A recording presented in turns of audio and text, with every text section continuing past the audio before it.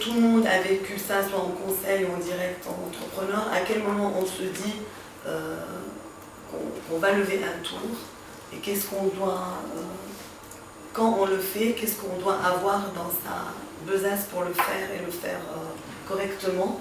En fait, on aborde un deuxième, ou troisième, ou quatrième tour quand il faut au moins deux points importants qu'on ait atteint des milestones assez significatifs post-création, des choses à démontrer en termes de réalisation.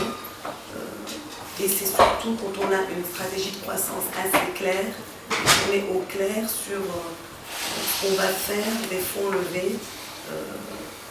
Donc notamment, on doit avoir identifié de façon précise si on a un besoin d'investissement en R&D. Vous m'entendez bien au fond, hein, pour garder son avance, ça on a toujours des investissements en R&D, mais il faut avoir bien réfléchi à ce qu'on alloue comme budget, comme people et comme roadmap, pour bien le présenter. Souvent, c'est vraiment pour du déploiement en volume, pour exécuter de façon plus importante les sales et le marketing. C'est le besoin d'investissement en général en phase d'expansion le plus évident. Et aussi souvent pour développer des nouvelles lignes de produits et des canaux de distribution pour soit les développer en volume ou en tester d'autres. Et très régulièrement, les gens lèvent aussi des fonds dans des stratégies de build-up ou de croissance à l'international. Donc en général, il y a un peu de tout ça et il faut juste être très clair sur les montants dont on a besoin, sur le temps qu'on va mettre à atteindre des nouveaux milestones. Et c'est en général avec ces points-là, après on pourra revenir plus en détail, qu'on part pour lever un deuxième ou un troisième tour. Quand on continue à prendre des risques, on continue souvent à perdre de l'argent, on n'est pas forcément encore... On peut être à l'équilibre et décider de repasser dans le rouge parce qu'on est en phase d'investissement et qu'on peut promettre une croissance assez agressive et assez importante. Si on est dans une stratégie de croissance plutôt maîtrisée, où on est à l'équilibre et où on est plutôt en train de travailler sur l'amélioration de sa rentabilité, on est plutôt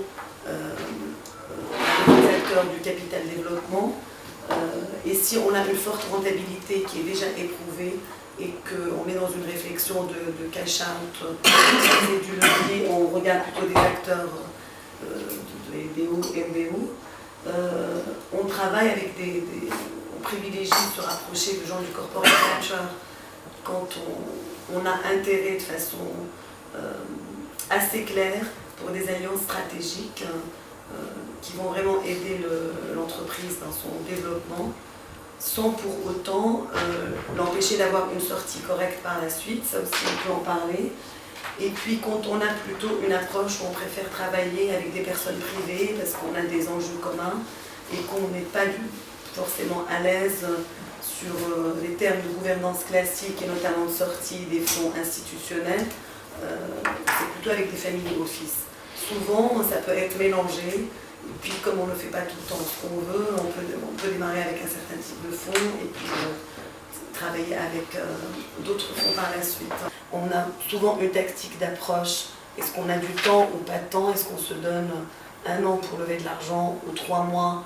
Ça aussi, ça permet de se décider, donc de voir si on sélectionne beaucoup d'investisseurs à contacter parce qu'on privilégie les conditions qui vont sortir, se donner le temps, ou alors on cherche un momentum parce qu'on décide d'aller vite. Et c'est très important aussi de choisir avec soin les conseils qui aident à finaliser les transactions qui vont de la term sheet jusqu'au pacte.